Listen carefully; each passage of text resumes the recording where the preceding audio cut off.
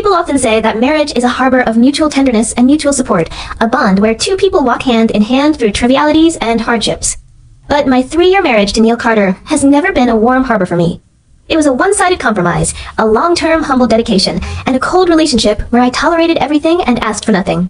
For 3 full years of marriage, I never made a single request to Neil, never pestered him for company, never asked him for expensive gifts, never relied on his family background and career achievements to seek any convenience for myself. I took care of the family's trivial chores silently, handled all household expenses properly, endured his long-term business trips and late returns, swallowed all the loneliness and grievance of marriage alone, and maintained this superficial perfect marriage with my utmost concession. I am Ruby Hale, and Neil has always been the proud, high-ranking elite manager of a well-known urban financial company. He is used to being admired by others, used to being sought after in the workplace, used to looking down on all the ordinary and trivial things in life. He always thought that my quietness and concession were inherent weakness, my humility and tolerance were due to inferiority, and my silent dedication was taken for granted. He never cherished my compromise, never understood my tenderness, and even secretly discriminated against my ordinary rural origin in his heart, always thinking that I was not worthy of his elite identity and glamorous life circle. The only time I took the initiative to open my mouth and ask him for a favor in 3 years of marriage was the summer, the season when my younger brother Toby just graduated from high school. Toby is 6 years younger than me. He grew up with me in a remote rural hometown. Our parents passed away early, and I brought up Toby alone with meager part-time tuition and hard work. He is the only family I have in this world, the only soft spot in my heart, and the only person I want to protect desperately. Toby has been sensible and diligent since he was a child. He studies hard, lives frugally, never compares with others, and never asks for anything extravagant from me. After graduating from high school, he did not choose to idle at home, nor did he rely on me to arrange everything for him. He just hoped to take a simple internship in a big city during the vacation, accumulate social experience, exercise his ability, and lay a foundation for his future university study and employment. He has always yearned for a decent and serious job opportunity, even if it is just the most basic internship assistant work.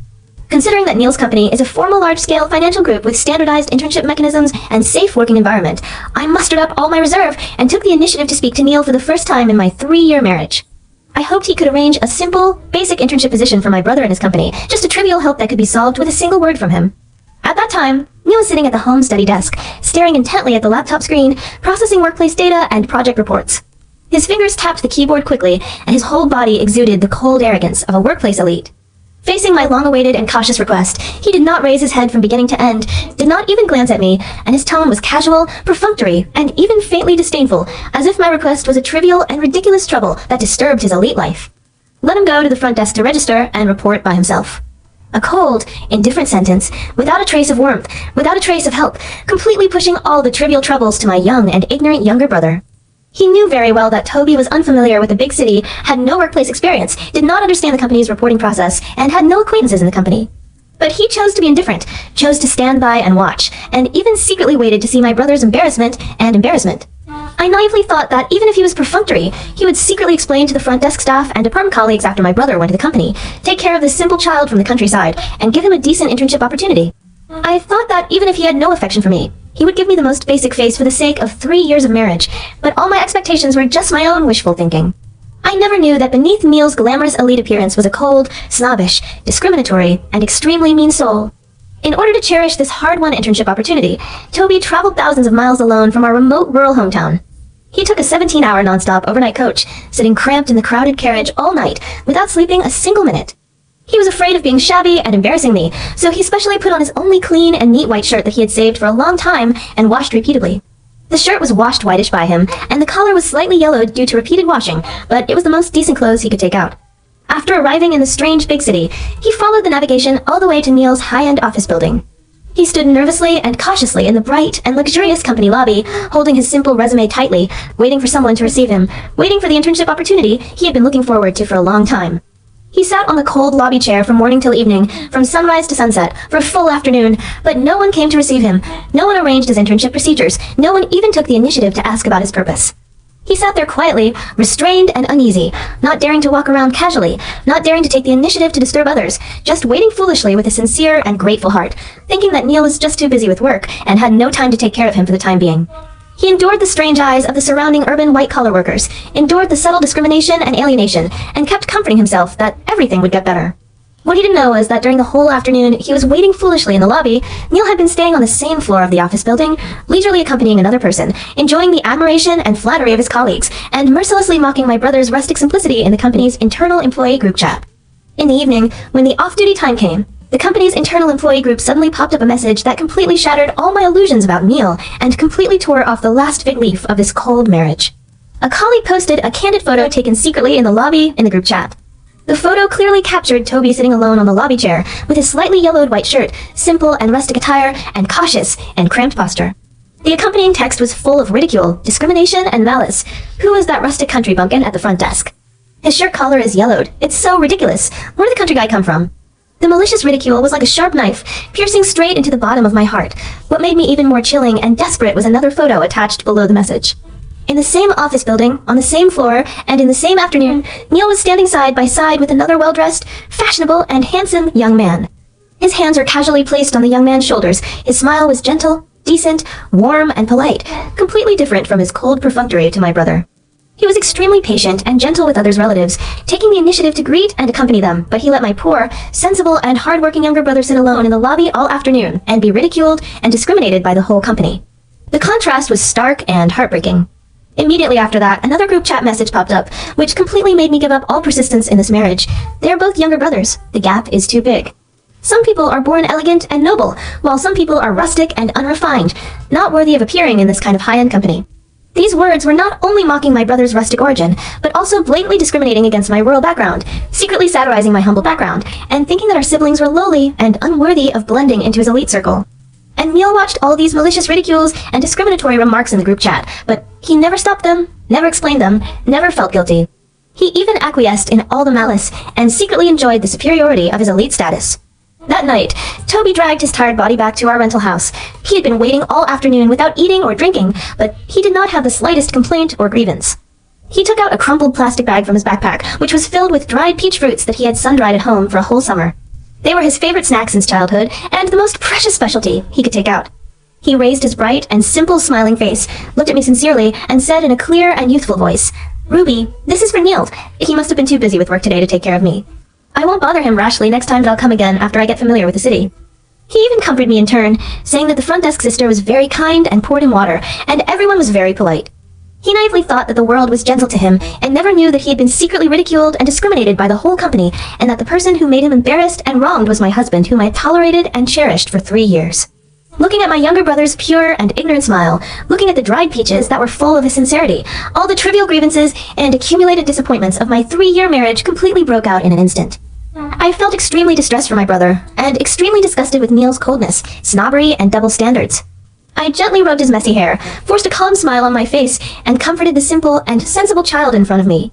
But the moment I turned around, all my tenderness disappeared completely, replaced by decisive coldness and thorough disappointment. I took out my mobile phone without hesitation, dialed the private phone number of my long-term trusted lawyer, and my voice was calm, firm, and without any hesitation. "Please draw up a formal divorce agreement for me immediately. I want a complete divorce from Neil Carter, with no property entanglement and no future connection." Third-party objective commentary. As a bystander who witnesses the whole story from beginning to end, I objectively evaluate the female lead Ruby at this initial stage. She is a sober, affectionate, and extremely bottom-line woman. For 3 years, she has tolerated her husband's indifference and elite arrogance, adhered to marriage responsibilities alone, and never took advantage of marriage to seek personal gain, which shows her independent and upright character. Her only request is for her poor and sensible younger brother, which embodies her deep sibling affection and the most gentle family warmth. Her decision to divorce immediately after discovering her husband's double standards, workplace discrimination, and acquiescence to malice is not impulsive anger, but a complete abandonment of a cold and unequal marriage. The core big villain of the full text is completely established here: Neil Carter, a typical elite snob, double-standard, cold-blooded, and discriminatory villain. He ignores marital affection, tramples on the female lead's family affection, indulges workplace bullying, and uses identity superiority to discriminate against grassroots civilians, laying all the core conflicts and foreshadowing for the subsequent full-scale counterattack and face-slapping climax. The opening plot is solid, the emotional conflict is real and resonant, and all settings are completely original without repeating any previous cool story plots. After hanging up the lawyer's phone, I completely calmed down. There was no hysterical sadness, no reluctant entanglement, only thorough relief and icy calm. For 3 years, I've been trying my best to maintain this marriage, tolerate his arrogance, accommodate his habits, and take care of his life, but I've never warmed his cold and snobbish heart. He does not deserve my dedication, does not match my sincerity, and is even more unworthy of my protection and compromise. Many people around me have advised me that marriage is trivial, and it is normal for husbands and wives to have gaps. They let me endure it, let me reconcile, let me not ruin my 3-year marriage for a trivial matter. But they don't understand that what I care about is never a trivial internship opportunity, but the cold attitude that my husband discriminates against my origin, tramples on my family affection, and acquiesces in others' bullying of my relatives. Marriage is mutual tenderness, not one-sided humiliation. I can tolerate poverty and hardships with him, but I can never tolerate him discriminating against my root, bullying my only family, and letting my dearest brother suffer endless grievances and ridicule for no reason. That night, I still took good care of Toby's diet and rest, and did not let him perceive the undercurrent surging in my heart. I did not tell him all the malice and ridicule he had suffered, for fear of hurting his pure heart and damping his enthusiasm for life. I just quietly made up my mind that I would definitely avenge this grievance, let Neil pay the price for his coldness and snobbery, and completely wash away the humiliation my brother had suffered. The next day, Neil still went to work as usual, with no guilt or unease. When he came home at night, he saw me packing my personal luggage. He leaned against the door frame casually, with a playful and disdainful smile on his face, thinking that I was throwing a childish temper and playing a small marriage trick to threaten him. He took off his suit jacket slowly, threw it on the sofa at will, and said in a lazy and arrogant tone, "What's wrong with you? Lost your temper for no reason? Is it because your rustic brother didn't get the internship opportunity? Ruby, I have to remind you, don't let your rural relatives drag down my elite life. Those people are short-sighted and rustic, and they're not suitable for my workplace circle at all. It's for his own good to let him leave early." His words were extremely mean and arrogant, completely exposing his inner discrimination against rural people and his disdain for my family. He even thought that his perfunctory and cold treatment was a kind of charity and mercy, and that my anger was unreasonable and vexatious. I looked up at his arrogant face that was used to being superior, and the last trace of nostalgia in my heart completely disappeared. I handed the printed divorce agreement that the lawyer had just sent over to him, with a calm and indifferent tone without any emotion. "Neil, sign it. We're getting divorced." Neil's smile froze on his face in an instant. He stared at the bold divorce agreement on the paper, with a look of disbelief on his face. He never thought that the always gentle, tolerant, and humble me would take the initiative to propose a divorce to him. In his inherent cognition, I was dependent on him, attached to his elite identity and superior life, and would never take the initiative to leave him. He picked up the divorce agreement casually, flipped through it at will, and then threw it on the coffee table with a sneer, his tone full of disdain and contempt. "Divorce? Ruby, are you sober? After leaving me, what can you do? You have no good job, no superior family background, no elite connections. You grew up in the countryside, and you can only live a mediocre and trivial life all your life. Don't be naive, I know you're just throwing a temper to get my attention. I can give your brother an internship opportunity, but you have to correct your attitude and apologize to me."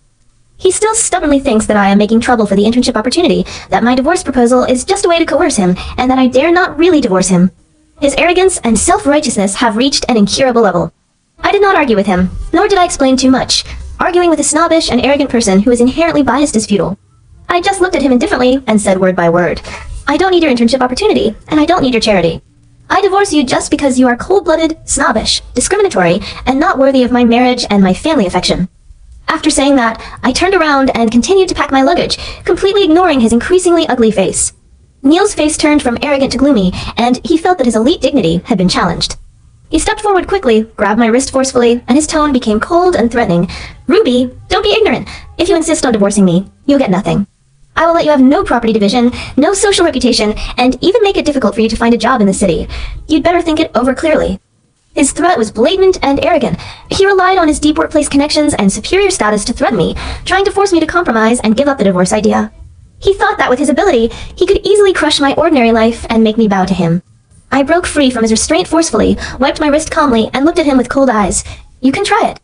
Third-party objective commentary. The first conflict climax of the full text breaks out, and the villain Neil's character is further blackened and consolidated. He is not only double-standard and cold-blooded, but also arrogant, threatening, and vengeful. He misjudges the female lead's character, takes her 3 years of tolerance as weakness, and uses his superior resources to threaten and suppress her, completely pushing the marital conflict to the surface. The female lead's sober and tough character is fully reflected here. She does not fear the villain's power threat, does not compromise for life and interests, and adheres to her bottom line of family affection and dignity. The plot conflict is intense and real, and the explosive point of elite husband threatens ordinary wife after being proposed for divorce is brand new and unique, with no repetition of any previous cool story plots, laying a solid foundation for the subsequent dimensionality reduction counterattack and thorough face-slapping. Neil completely thought that I was bluffing. In his opinion, an ordinary rural woman like me, who has no background, no connections, and no strong ability, could never confront him, a middle-level manager of a financial group with deep industry resources. He arrogantly thought that I would definitely bow my head and compromise under his threat, take the initiative to admit my mistake and reconcile with him. Therefore, he did not take the initiative to sign the divorce agreement, nor did he take any remedial measures. Instead, he became more arrogant and domineering. He even took the initiative to publicize in his workplace circle and friend circle that I was unreasonable, vexatious, ungrateful, and ruined my marriage for a trivial matter, discrediting my reputation wantonly and packaging himself as a wronged and tolerant elite husband. He also continued to indulge the discriminatory atmosphere in the company. The employees who ridiculed Toby in the group chat were not punished at all. On the contrary, they were praised by Neil for being sober and sensible. The whole company knew that Neil looked down on rural relatives and acquiesced in workplace discrimination against grassroots personnel. In the next few days, Neil still lived his glamorous elite life as usual. He went to high-end banquets, socialized with industry celebrities, showed off his successful career and perfect marriage in the circle, and never realized that the disaster of his career and reputation had quietly come. What Neil never knew was that I have never been the ordinary, dependent, and powerless woman he thought I was. For 3 years of marriage, I chose to keep a low profile and be unknown, not because I was incompetent, but because I wanted to run the family quietly and maintain the stability of a marriage. I hid my true strength and never showed off my ability and resources in front of him. I graduated from a top domestic finance university with a master's degree, and my professional ability, industry vision, and resource connections are far beyond Neil's imagination. I gave up my high-paying core position in the industry 3 years ago just to take care of the family and accommodate Neil's career development. I chose a low-key part-time remote consulting job, hiding in the back of the family, silently sacrificing and dedicating, letting Neil enjoy all the glory and success of the marriage, while I endured all the trivialities and grievances. All the core project plans, data analysis reports, and risk adjustment schemes that Neil relied on for promotion and salary increase in the past 3 years were all polished and revised by me secretly after he went to bed late at night. All the difficult customer resources that he could not win were also introduced to him by my former teachers and classmates in the industry. His so-called elite achievements and career success are actually built on my silent dedication and resource support. He has been enjoying my achievements and resources arrogantly, while discriminating against my origin, trampling on my family affection, and treating my only relative coldly. This is the most ridiculous and ironic truth of this marriage. After confirming Neil's complete incorrigibility and thorough meanness, I completely lifted my 3-year low-key disguise and officially launched a full-dimensional counterattack against this arrogant villain. First of all, I sorted out all the project materials, data reports, customer resource records, and contribution proofs that I'd helped Neil polish and accumulate in the past 3 years. Every document, every data modification record, every resource stocking record is clear and complete, which can completely prove that most of Neil's career achievements are derived from my silent help and resource support. Secondly, I sorted out all the screenshots of the company's internal group chat discrimination and ridicule records, including the photos of Toby being ridiculed, the discriminatory remarks of employees, and Neil's long-term acquiescence and indulgence behavior. These materials can completely prove that Neil has serious workplace discrimination, indulges workplace bullying, and violates the company's corporate culture and professional ethics. Finally, I sorted out Neil's personal workplace violations in the past 3 years, using public resources for private socializing, falsely reporting part of workplace expenses, and using his position to favor individual employees. These trivial violations have been covered up by me for a long time for the sake of marriage stability, but now they have become the key evidence for his downfall. Third-party objective commentary. The second core climax of the full text breaks out, completing the first major dimensional reversal. The female lead's hidden top strength is fully revealed, completely subverting the villain's and the public's inherent cognition of her. The low-key and tolerant wife turns out to be the real industry hidden boss behind the husband's career success. The villain's arrogant elite identity is completely disillusioned, and all his achievements are revealed as dependent on the female lead's dedication. The plot reversal is powerful and shocking, and the explosive point of a husband shows off elite achievements, but relies entirely on wife's hidden help, is unique and has no repetition in all cool stories. The full text's 50% high-intensity climax stage officially begins, with compact rhythm and full conflict tension. I did not choose to secretly retaliate or slander. All my counterattacks are based on real and effective evidence, following formal industry and company procedures, achieving the most thorough and legitimate face-slapping and sanction. I first sent all the sorted complete evidence materials to the company's board of directors, human resources senior management, and industry supervision department, and copied them to all middle and senior management of the company. The materials are complete, the evidence is conclusive, and every item is enough to shake Neil's career foundation. The company's senior management was extremely shocked after receiving the materials. They had always praised Neil as a model employee and elite manager with outstanding ability and excellent performance, but they never thought that most of his core performance was assisted by others, and he also had serious workplace discrimination and ethical violations. The company immediately launched an emergency internal investigation and suspended all Neil's work permissions pending the investigation result. The glamorous elite manager was instantly suspended from his post and fell from the altar of the workplace. Neil was completely flustered when he received the suspension notice. He never thought that the ordinary and humble wife in his eyes had such terrifying industry resources and evidence reserves. He panicked and rushed home to find me, completely losing his previous arrogant and domineering attitude, with a flustered and pleading tone. "Ruby, I was wrong. I really know my mistake. I shouldn't have discriminated against your brother, shouldn't have been cold to you, shouldn't have threatened you. You withdraw the materials quickly. I can solve all the problems for your brother, arrange the best internship position in the company, give him a high salary and long-term employment quota. Don't destroy my career, okay? Looking at his humble and flustered appearance, I only felt extremely ridiculous. All his apologies and repentance are not because he really realized his moral mistakes, but because his career was threatened and his elite status was about to collapse. He has never changed his snobbish and discriminatory essence. He just bowed his head for his own interests. I looked at him coldly and said indifferently, "It's too late. When my brother sat in the lobby for an afternoon and was ridiculed by the whole company, when you acquiesced in others' bullying of my family, when you threatened to ruin my life, you should have expected today's result. You take my 3 years of dedication for granted, trample on my family's dignity at will, and discriminate against the grassroots who work hard. All the consequences today are your own fault, and no one can help you." Neil's face turned pale in an instant, and he kept begging and apologizing, even willing to kneel down to admit his mistake, hoping that I would let him go, but I was completely unmoved. For the person who has hurt my closest relatives and trampled on my bottom line, there is no room for forgiveness. Third-party objective commentary. The climax plot continues to advance, and the villain completes the status reversal from arrogance to humble begging. The female lead's counterattack is steady, accurate, and ruthless, adhering to the principle of evidence-based sanction, without extreme venting, and without excessive revenge, which greatly improves the character's pattern. The article deeply satirizes the workplace elite's vanity and snobbery, and highlights the core theme of true ability is low-key dedication, false elite is arrogant discrimination. The explosive point of false elite collapses in an instant and begs for mercy humbly is new and powerful, and the cool sense of positive counterattack is full. The company's internal investigation results came out quickly, and the conclusion completely sentenced Neil's workplace career to death. The investigation team confirmed that more than 70% of Neil's core performance in the past 3 years was assisted by the female lead's private polishing and resource introduction, and his personal professional ability is far from matching his current position and salary level. At the same time, he was confirmed to have serious workplace discrimination, indulged employee bullying, violated professional ethics, and had minor violations such as false reimbursement of public expenses. The company issued an official punishment announcement overnight. Neil Carter is dismissed from all management positions immediately, dismissed from the company, recorded in the industry's untrustworthy employee blacklist, and all cooperative enterprises in the industry are prohibited from employing him for 5 years. All his year-end bonuses, performance dividends, and promotion qualifications are completely cancelled. Overnight, the glamorous workplace elite became a dismissed employee with a black industry record, completely ruined his career in the financial industry he had been proud of for many years. All his elite aura, workplace glory, and superior status vanished in an instant. The internal group chat that once ridiculed Toby was completely cleaned up. All employees who participated in the discrimination and ridicule were given written criticisms and performance deductions. The company issued a special corporate culture announcement, severely prohibiting workplace discrimination against origin, identity, and background, thoroughly correcting the bad workplace atmosphere created by Neil. The colleagues who once flattered and surrounded Neil all avoided him like a plague, and Owen was willing to have any contact with a dismissed employee with a bad record. The circle of friends and industry celebrities who used to socialize with him also completely cut off contact with him, fearing that his bad reputation would affect their own development. Neil completely fell from the peak of his life to the bottom, lost his career, reputation, connections, and social status, and became a joke in the entire industry circle. Third-party objective commentary. The full-scale climax of career face-slapping breaks out, completing the most crucial dimensionality reduction blow to the villain.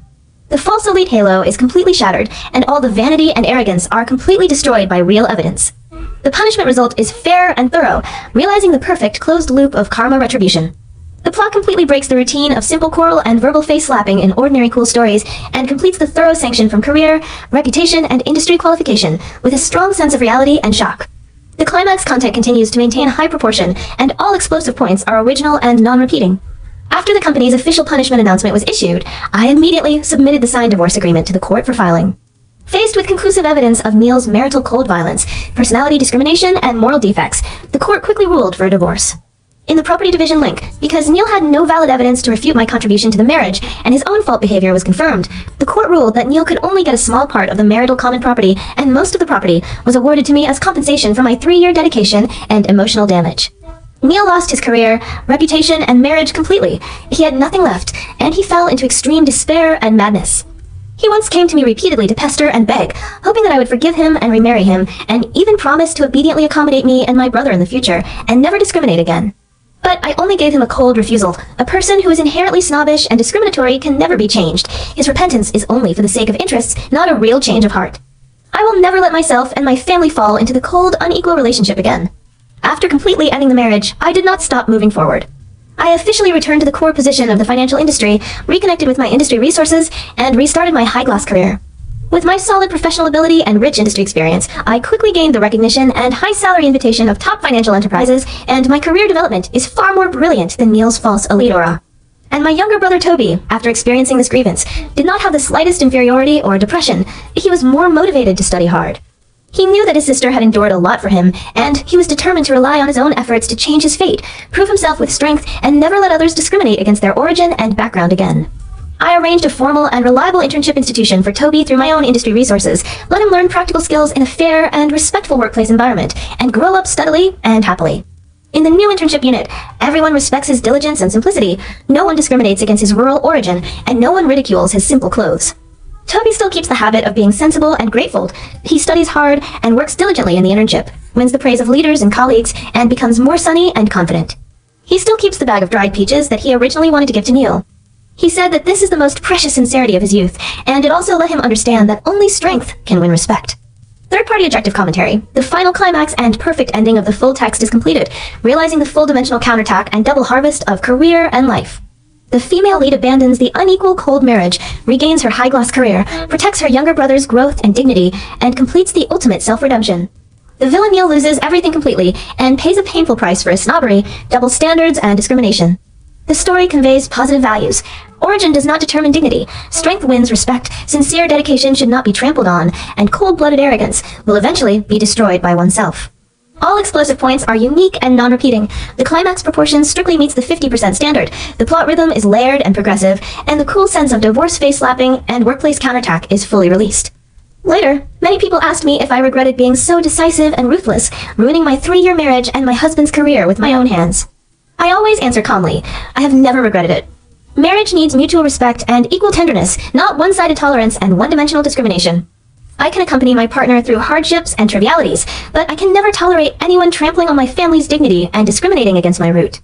Neil's failure is never my deliberate revenge, but the inevitable result of his own arrogance and meanness. He abandoned sincerity for vanity, traded tenderness for discrimination, and buried his career and marriage with his own coldness.